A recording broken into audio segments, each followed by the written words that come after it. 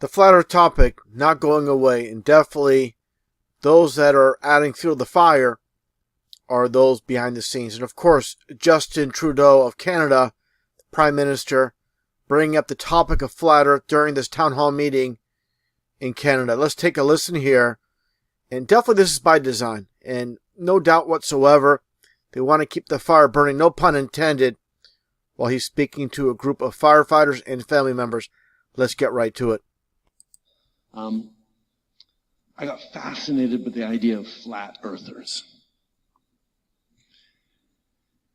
Now, this is an entirely new phenomenon. There wasn't really any moment back in recorded history, the ancient Greeks or the ancient Babylonians or the Incas or whoever else, who actually wondered whether the earth was actually flat or not.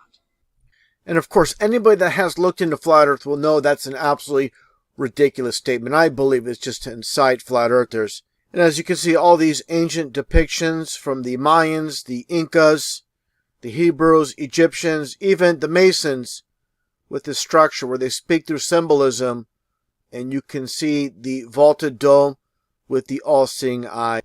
And it was the Masons themselves that changed it from flat earth to a globe. Again, the principle of duality, which I explained many times, and of course, hiding the true God in heaven and basically displaying their own God under heaven, basically Polaris, the North Star, as their God, the Prince of Power of the air. And Christopher Columbus, they knew the earth was round. There was no danger he was going to fall off the edge of the world. That wasn't what people worried about when he was setting off to discover the Americas or discover a shortcut to India. But recently, over the past few years, a whole bunch of people have decided that the world is flat. Decided the world is flat. It's not about a decision.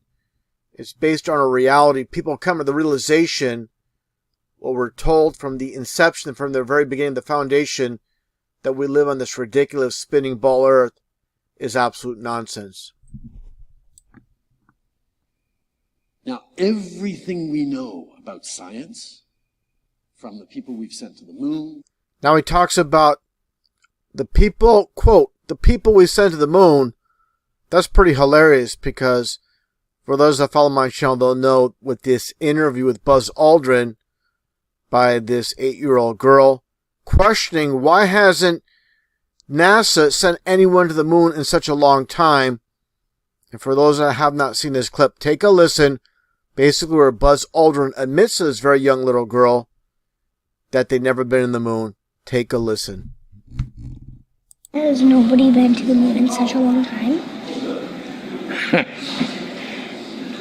That's not an 8-year-old's question. That's my question. I want to know, but I think I know. Because we didn't go there, and that's the way it happened. We didn't go there, and that's the way it happened. Now imagine if this clip that's shown here was played to the millions of zombies that watch television programming. Maybe they would start to question their reality and what people like Justin Trudeau say. Okay, this is what it comes down to. TV is mind control. These politicians are nothing more than paid actors on the world stage. And the people that you see here, they don't know the difference between their butt and a hole in the ground. All of them. And that's what it comes down to. TV's mind control, like I said. And again, imagine if this one particular clip played on CNN, Fox News, MSNBC, played throughout the world. Definitely, that would be interesting to see that happen. And maybe, just maybe, eyes will open to the grand deception that's taken place. As a science journalist, my question is, through your career and your writing and your acting, you've inspired so many people to enter the sciences. How do you balance science with science fiction? They're both the same. Science and science fiction are essentially the same. This is the fiction section. Fiction means it's a made-up story. This is the fiction section. Fiction means it's a made-up story. I can hear machinery blinding me with science. Blinded by science, where do I belong? Now, one thing I really want your generation to embrace is that the Earth is a closed system. We cannot leave the Earth. There's no place to go. Is that the Earth is a closed system. We cannot leave the Earth. There's no place to go. Well, when I was standing outside that capsule, it was a very quiet and peaceful moment, you know. At that moment, you look at the world, and it looks very fragile. You could see the curvature of the Earth. You've been lied to by textbooks, and that dude who jumped out of a perfectly good balloon, what's his name?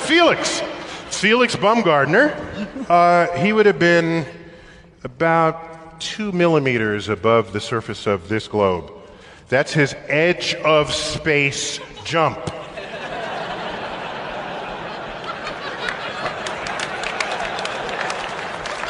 Now, you know, I don't, it's fine. He wants to, I don't have a problem if he does it, but the honesty of it would greatly diminish what I think people thought he was actually doing.